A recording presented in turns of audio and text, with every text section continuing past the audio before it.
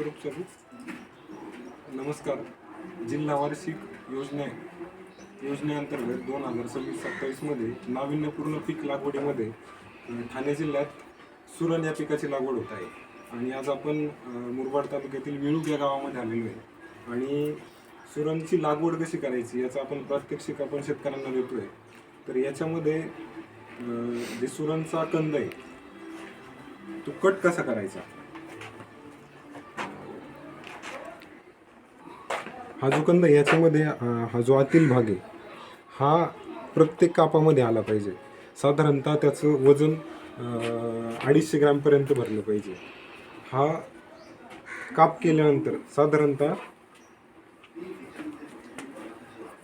केल्यानंतर हा असा दिसेल आणि प्रत्येक कापामध्ये हा जो मधला भाग आहे तो प्रत्येक कापामध्ये आलेला पाहिजे